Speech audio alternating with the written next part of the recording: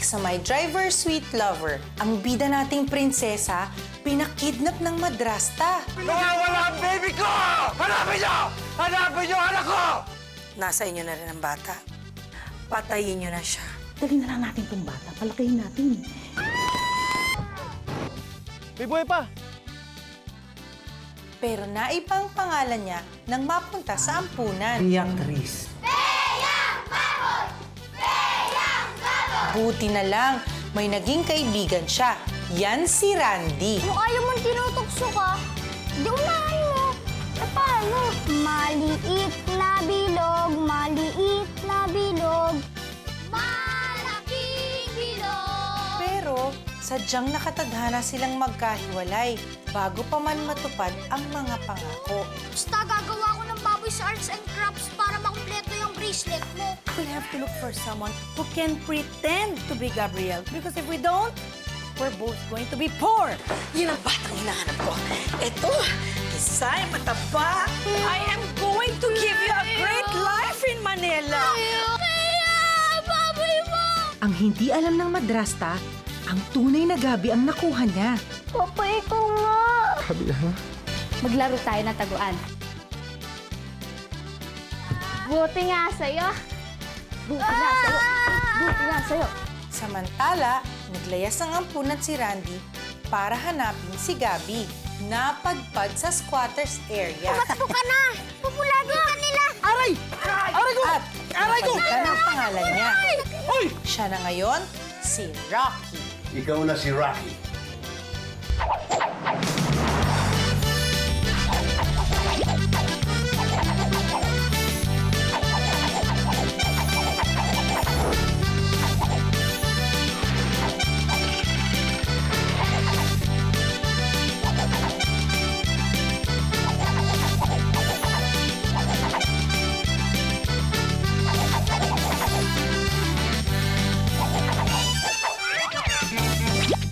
Gabriel?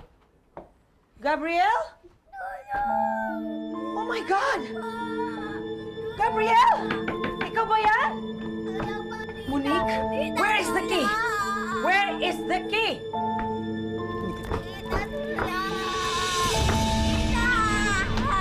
God! Oh my God! Are you okay?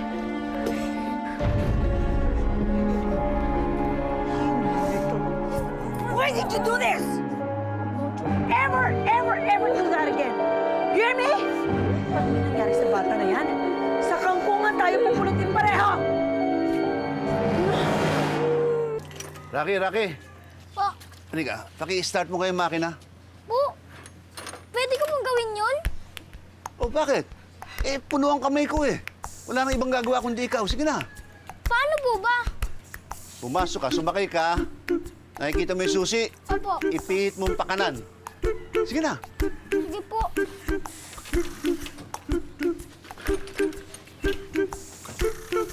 Okay, go. Sige pa, isa pa. Kaya mo yan. Ayan! Okay! Oh, Saan yung mga kasabi nito? Pwede po po sumama minsan? areglado! Sige pa. Okay.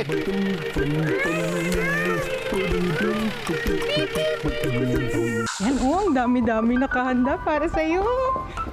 Yan, uy, upo ka na.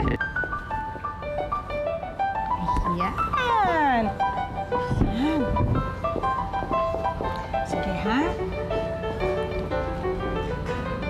Alam ko, gutom ka na. Kaya kakain ka ngayon. Yan.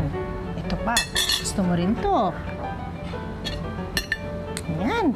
Oh, sige na. Kumain ka na. Nasaan po sila Abuela Maxi at si Senyora Araceli? Ang lola mo, syempre, nasa opisina. Alam mo naman yun, abalang-abala yun lagi sa mga negosyo nyo. At tapos, yun naman si Ma'am Araceli. Nako, Gabi, wag na wag mong matatawag yun ng senyora o senyorita dahil ayaw niya yun. Sabi niya nakakatanda daw yun. Malamang ngayon, nasa spa yun kasama ng mga amiga niya. O sige na, kumain ka na. Wala po akong gana. Ay, teka. Alam ko na kung paano kita mapapagana kumain. Alam ko kung anong paborito mo. Diyan ka lang ha, sandali lang. Tahin mo. Ayan. Ready ka na? Ito ang favorite mo. Charan! Crispy pata! Mukha nga pong masarap. Naku! Masarap talaga yan. Alam mo ba, Gabi, nung bata ka pa, maski nga baby ka pa, paborito mo na yan. Kahit nga nahihirapan ka pang lumunok, ginagawa mong teeter yan. Kaya kumain ka na. Oh! Nasaan na si Ricky? Nagtatawag na si Lolo George para kumain. Ayun, nandun naman siya lagi kapag di nagbubulakbul eh. Ricky, kakain na! Kumain ka kung gusto mo. Kakain ako kung kailan ako gusto. Anong ginagawa mo? Eh di nagdodrawing. Marunong pala siya. No? Ha? Bakit? Ito na nga, oh. Pinapaghimay na nga kita ng crispy pata. Bakit ayaw mo pang kumain? Mas masarap po kung may kasalo. Yaya Auring, samahan mo naman akong kumain, oh. Ako? Kakain dito? Opo.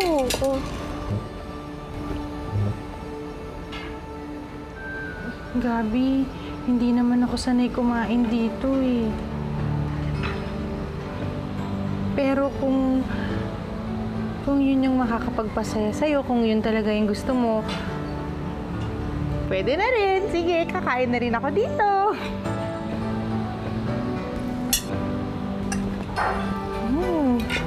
Basta kakain ka rin ha.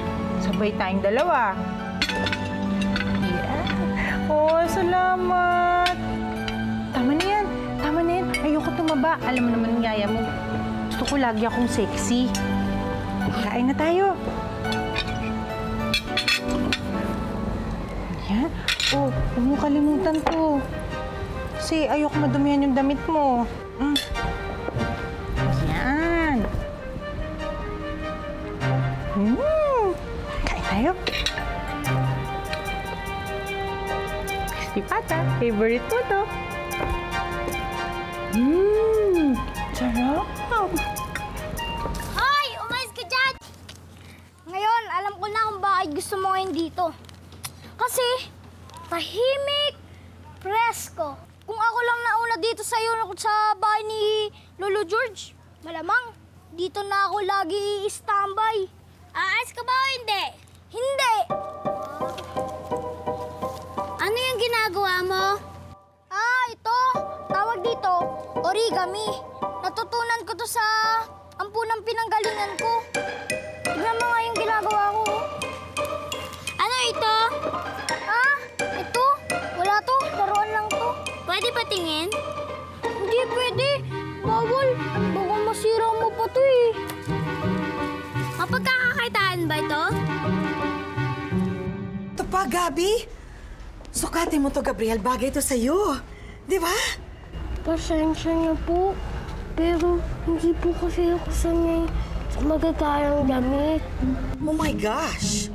May gumagamit pa ba ng salitang magara? Magara ba ang sapatos ko? Magara ba ang suot ko? Magara ba ako? Oh my God! Saan mo ba napulit itong bracelet na to? Saan tiyanggi mo yan nabili? Can you please remind me? Bibilhan ng alahas ang batang ito. Pati makeup. Ma'am, hindi po ba masyado pa siyang bata para mag-makeup? Paano nila malalaman na prinsesa siya? At teka nga muna, bakit ka ba nakikialam?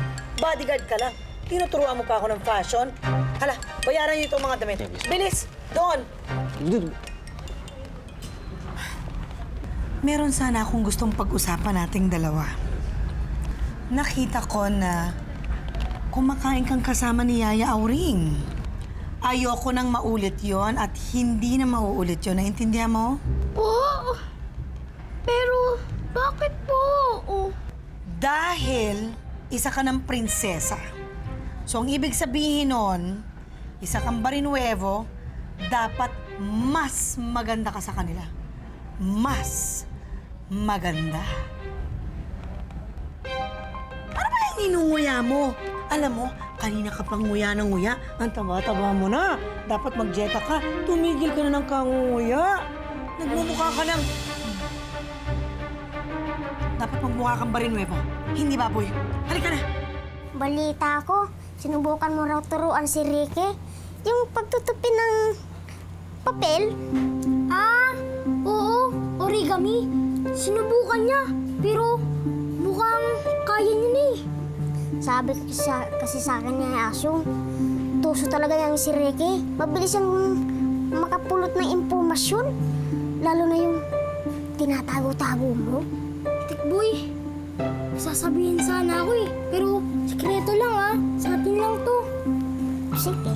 Ano ba medyo kasi nalakasan ko ng boses si Ricky. Medyo nakukonsensya ako. Ano naman pagtataasan mo ng boses sa kanya?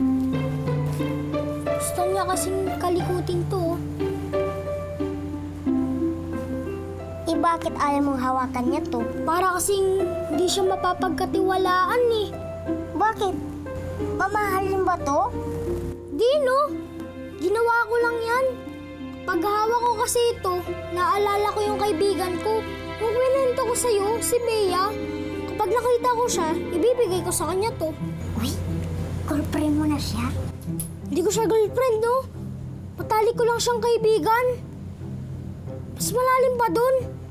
Pero, nung nakilala ko siya sa bahay ampunan, lagi siyang umiiyak. Lagi siyang tinutokso ng mga bata doon. Kasi, taba-taba niya eh. Itong kaibigan mo, tinutokso siyang mataba? Kaya ba gumawa ka ng baboy para sa kanya?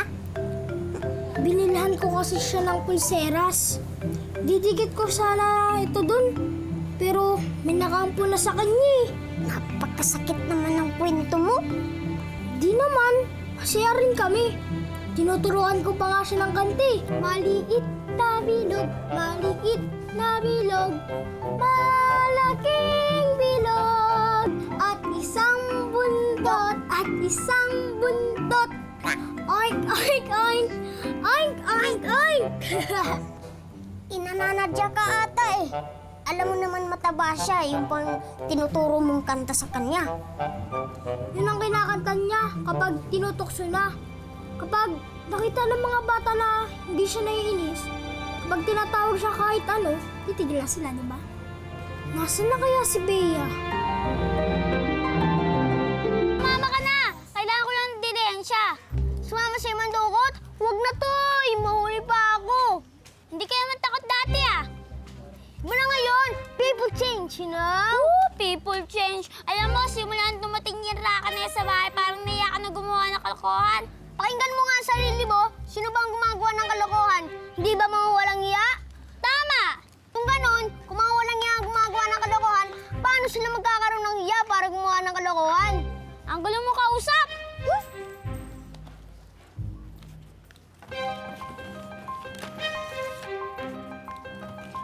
Boy, pwede mo ba ako tulungan? Oo pa. Malimos po. Parang awa niyo na po. Tingin lang mo sa ako. Tumayo na ka sa akin.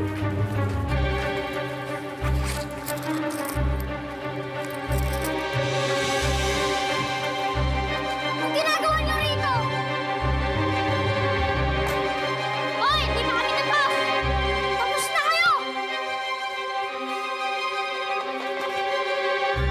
Nalagay si Boy sa panganib sa ginawa mo.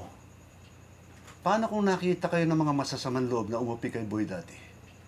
May pagtatanggol mo ba siyang mag-isa? Ganyan naman kayo dito eh. Sira ka lang ang magaling. Dahil hindi ka nagsikap mapalapit sa mga tao dito sa bahay. Kung ganoon, magsama-sama na lang kayo.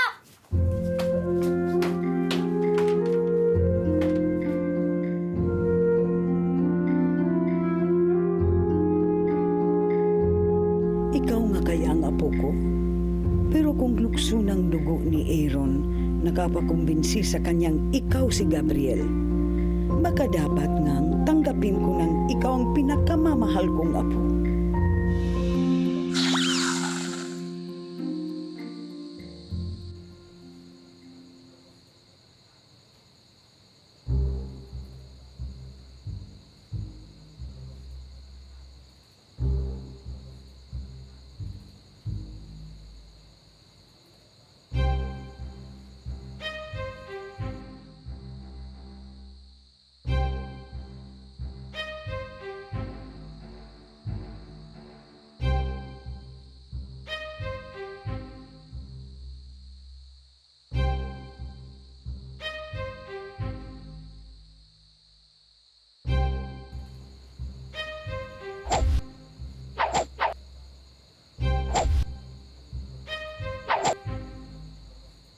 ba yan? Walang pera?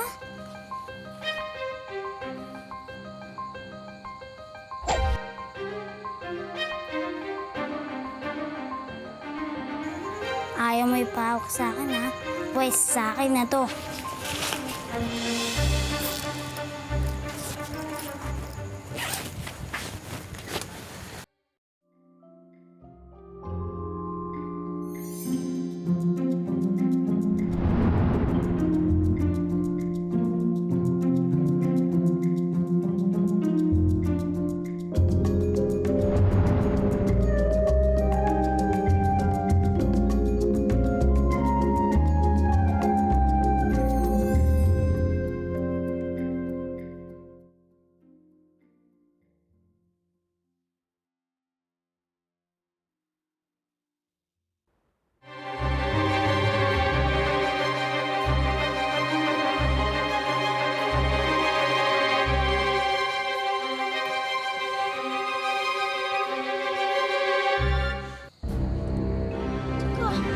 Gamit ko to, ah.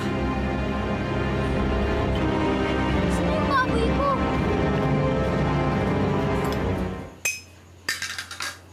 Magkape ka muna. Salamat, White.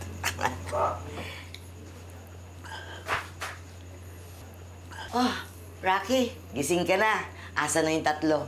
Mukhang wala na po si Ricky. Ha? Anong ibig mo sabihin?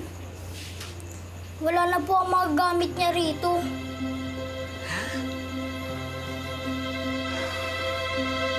Hindi ko talaga maubos maisip kung bakit mo nagawa yon, Horinda. Pinagkatiwalaan kita. Ano ka ba naman? Hindi mo man lang ibinalita sa akin, ipinaalam sa akin. Alam mo naman ang telepono ko sa probinsya. Pasensya na po, Sor Agida. Hindi ko na naisip na tawagan kayo nung nalaman ko kasing mula 2 linggo ginawa niyong 1 buwan ang inyong bakasyon para alagaan ang inyong kamag-anak. Ayoko nang istorbohin kayo para ibalita kung anong nangyari. Simula nung dumating ang batang yan may kutob na akong hindi siya magtatagal. Hindi ko alam kung anong naging nakaraan niya. Pero mukhang masakit kung napilitan siyang sarhan ang sarili niya sa lahat ng tao. Ayaw niyang pinagsasabihan siya. Ayaw niyang pinagmamalasakitan siya.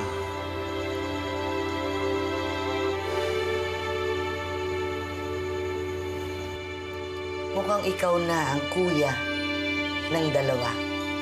Po? Hindi po pwede yun. May hinahanap lang po ako. Kaibigan ko. Sana po, intindihin niyo. Nung dumating po ako dito, nagkagulo-gulo kayo. Sinira ako ang pagsasamahan niyo. Kaya po, mas mabuti na rin po kung umalis na ako. Sor Agida, Ano? may naghahanap po sa inyo. Sino daw? Ako po, Sor Agida. Ayokong pigilin ka sa gusto mong gawin, Rocky. Pero ano ba sa tingin mo ang mas mahalaga? Isang taong wala kang kabali-balita o mga taong alam mong kailangan ka? Aalis na po ako.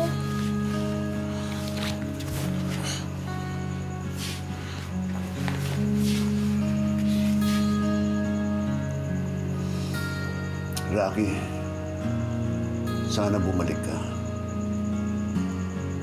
Pero kung hindi, maintindihan ko.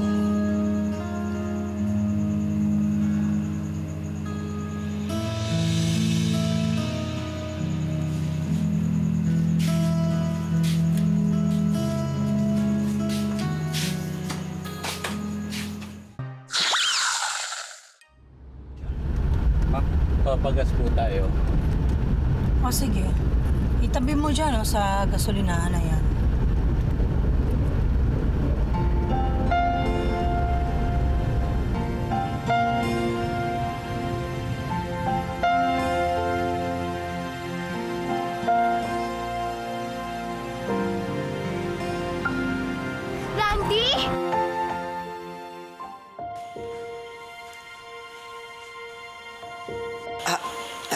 Sige na, Horinda.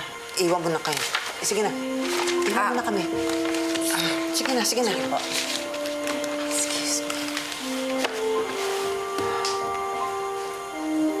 Maupo ka, Delphine. Maupo ka. Sara kita. Napunta ako rito para dalawin si Randy. Hindi mo siya binabalikan? Ay, hindi ho. Hindi ko pa ho kaya eh. Nagsubok ako mag-OFW pero naloko ko ng recruiter. Ngayon pa lang ako nagsisimula. Yung isang anak mo, kumusta siya? Eh, wala na akong narinig sa kanya simula nung magkahiwalay kami. Hindi ko nga alam kung baka pinagmamalupitan siya o baka naghihirap siyang katulad ko. Kung tutusin, mas maswerte si Randy dahil dito ho siya lumaki. Hindi maswerte si Randy, Delphine. Hindi siya maswerte. Randy! Gabriel! Randy! Ay, sorry. Akala ko ang friend ko.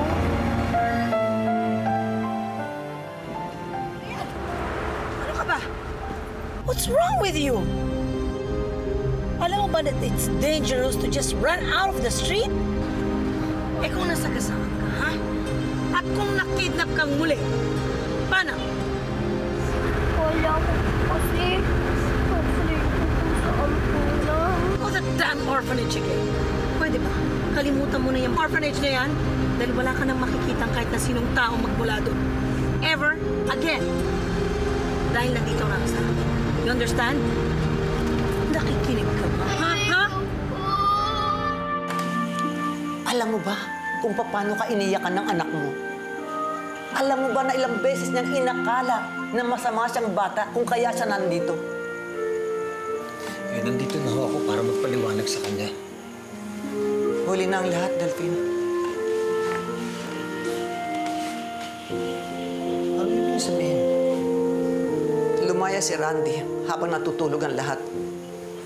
Mag-iisang buwan na rin. Hinabol niya ang matalik niyang kaibigan. Siguro nga, hindi na niya maatim na muli siyang iiwanan ng isa pang taong mahalaga sa kanya. Alam niyo ho ba kung saan siya nagpunta? Hindi niyo alam? Ibig niyo sabihin, nawala sa dito? Kala ko ba binabantayan niyo? Teka muna, Delphine. Ako nga magtatanong sa'yo. Bago mo kami sumbatan at sabihin na pabayaan namin ang anak mo, hindi namin binantayan. Bakit? Naging ama ka ba sa kanya? Hindi bangko ang ampunang ito, Delphine. Hindi perang i-deposito mo at i-withdraw ang mga batang iniiwan dito. At hindi ka nagiging ama nang dahil lamang sa pagdalo mo ngayon.